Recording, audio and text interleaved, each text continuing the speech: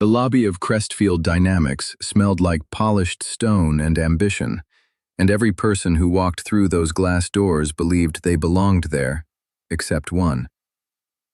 Her name was Opal, and she was holding a borrowed folder against her chest so hard her knuckles had gone white, standing in a line of people who looked nothing like her. He was leaning on a pair of aluminum crutches near the elevator, unshaven, wearing a faded canvas jacket, and not a single person in that building knew his name was on the deed. His name was Kieran, and he had built Crestfield Dynamics from a bankrupt shipping warehouse into a $4 billion enterprise before he turned 31 years old. But today, he looked like a man who could not afford the bus fare home. And that disguise was deliberate because he had come to test the souls of his own company. What happened next took less than 90 seconds, but it cost Opal the only interview that could have saved her mother's life and her future in one breath. She stepped out of line to help a stranger who had fallen, and by the time she turned around, the door had closed and her name had been crossed off the list. Somewhere inside those glass walls, a woman named Bridget had smiled while she did it. The same woman who had mocked Opal's clothes 10 minutes earlier in the waiting area. Kieran watched the whole thing unfold from 6 feet away, and his throat tightened around words he could not say without revealing who he really was underneath those crutches. What he did not know yet was that his uncle, a man named Vance, had been quietly bleeding the company dry for almost 2 years through ghost accounts and forged vendor contracts. What Opal did not know yet was that the stranger she had helped off the floor would spend the next 8 weeks searching for her across the entire city of Philadelphia. Her mother would not survive long enough to see what happened next, and that is the part of this story that will break your heart before it rebuilds it. Because sometimes the door that slams shut in your face is the only reason the right one ever opens, and sometimes kindness costs you everything before it pays you back. This is the story of a woman who had nothing and gave it away, a man who had everything and could not fix what he had broken, and the folding table that held them together. But to understand how a single act of kindness destroyed 2 lives and rebuilt them into something extraordinary, you have to go back to the morning it all began. The headquarters of Crestfield Dynamics occupied 44 floors of steel and glass in the center of downtown Philadelphia, and its lobby echoed like a cathedral built for money. Cold marble floors ran from the front entrance to the elevator bank, and security guards in tailored charcoal suits stood at every door like soldiers protecting something sacred and untouchable. The air smelled like floor polish and expensive cologne, the kind of smell that told you before anyone spoke a word that you either belonged here or you were trespassing. Kieran Aldridge stood near the east elevator bank at 7:45 in the morning, leaning hard on a pair of scuffed aluminum crutches with his left leg wrapped in a drugstore brace. He wore a faded green canvas jacket 2 sizes too large, gray sweatpants with a bleach stain near the knee, and a pair of sneakers so worn the rubber had cracked at the soles. His beard was 3 days past groomed, his hair uncombed, and he carried nothing but a crumpled receipt in his pocket, and a look on his face that said he had nowhere else to go. Nobody looked at him twice, and that was precisely the point. Because Kieran Aldridge was the founder and sole majority owner of every square inch of this building, and everyone in it. He had done this 4 times before, walked into his own company disguised as someone the world had forgotten, and watched what his people did when they thought nobody important was watching.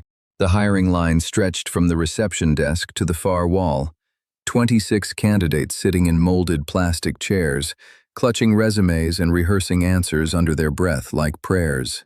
2 women near the middle of the line were speaking in voices low enough to feel private, but loud enough to carry, and Kieran heard every word from where he stood. The taller one wore a red blazer with gold buttons and a name badge that read, Bridget Holloway, Senior Talent Director, and her smile had the sharpness of someone who enjoyed sorting people into categories. She leaned toward the woman beside her and nodded toward a girl sitting 6 chairs ahead, and what came out of her mouth next made Kieran's hands tighten around the rubber grips of his crutches. She looks like she dressed out of a donation bin this morning, Bridget said, not whispering, not caring, her lips curling into something that was not quite a smile but wanted to be. The other woman, a junior coordinator named Faye, laughed through her nose and said she wondered if the girl had walked here from a bus shelter or just slept in the lobby overnight. The girl they were talking about did not turn around, did not flinch, did not blink. She just sat perfectly still in chair number 9 and held a manila folder against her ribs. Her name tag read Opal Whitmore, and she was 26 years old, and everything she owned that mattered was inside that folder, organized with the kind of precision that comes from desperation. Her clothes were not expensive, a navy blouse from a thrift shop and dark slacks she had pressed that morning with a borrowed iron. But they were spotless, and they fit her well. Her shoes had a scuff on the left toe, and her hair was pulled into a tight bun secured with 2 bobby pins, and her hands were steady even though the rest of her was not.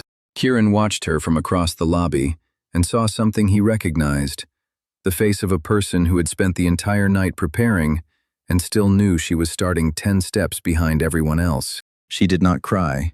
She did not look around for sympathy. She stared at the elevator doors and breathed in a slow rhythm, like she was counting something invisible inside her own chest. One chance. Kieran could read it on her face the way you read a sentence written in large letters.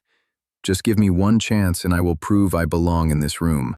Bridget glanced over at Kieran on his crutches and wrinkled her nose like she had smelled something unpleasant, then turned to Faye with a look of theatrical confusion on her polished face. "Who keeps letting these people through the front door?" she said, gesturing toward Kieran with 2 manicured fingers. "This is a global firm and not a rehabilitation center for the unfortunate." Faye covered her mouth with her hand and laughed, the kind of laugh that hides behind politeness but cuts just as deep.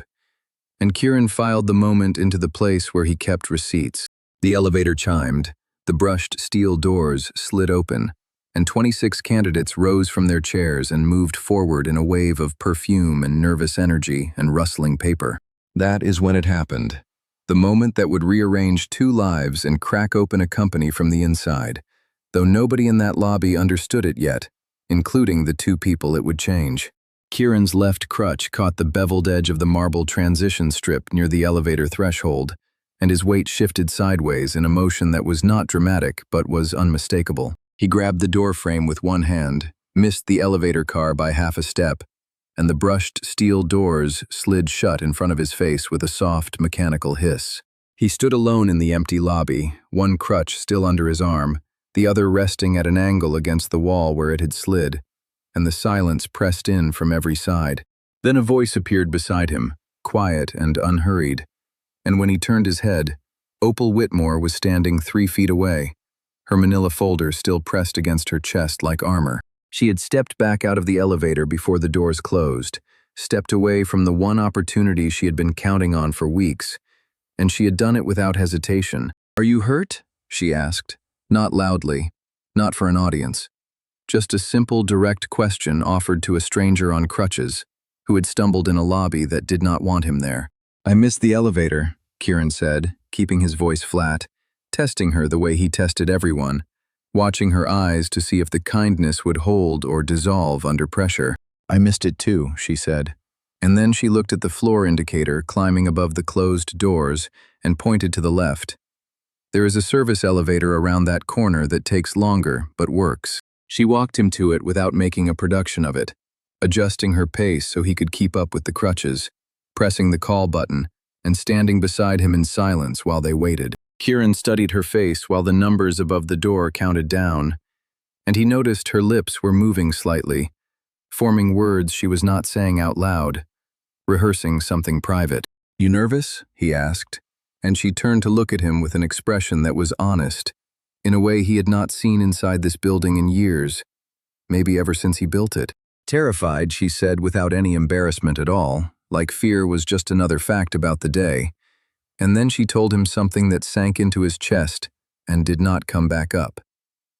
"My mother has a condition in her lungs that is getting worse every month, and the insurance we had stopped covering her treatment 9 weeks ago because we missed a single payment deadline. I need this position more than I have ever needed anything in my life," she said. "And if I get it, the benefits start on day 1, and I can get her back into treatment by next Friday." She said it the way someone states the weather. No performance and no plea, just the clean, hard truth sitting between 2 strangers in a hallway that smelled like industrial cleaner and fluorescent light. The elevator arrived, the doors opened, and they rode up 31 floors in silence, standing side by side, one of them carrying a secret, and the other carrying a family on her shoulders. The interview floor was a glass-walled corridor of private rooms with frosted panels at waist height, and candidates sat in numbered chairs outside each door, waiting to be summoned one by one.